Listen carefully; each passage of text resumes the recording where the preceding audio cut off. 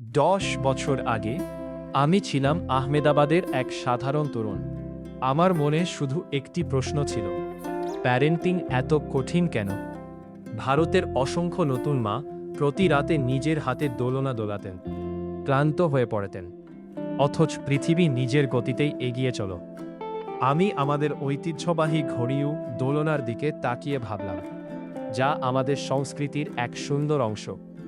যদি প্রযুক্তি এই দোলনাটাকে দোলাতে পারে, সেই ভাবনা থেকেই 2015 সালে আমি টাইনি টাইক শুরু করি।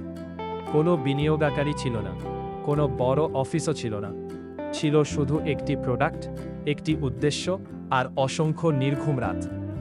আমরা শুরু করেছিলাম একটি সাধারণ ক্রেডল অটোমেশন কিট দিয়ে, আর বাবা মায়ের সেটাকে ভালোবেসেছিলেন। তারপর এলো আমাদের fully automatic baby cradle, stainless steel, safety belt, speed control, মশারি, আর আপনার মোবাইল থেকেই নিয়ন্ত্রণ করার জন্য একটি ব্লুটুথ অ্যাপ।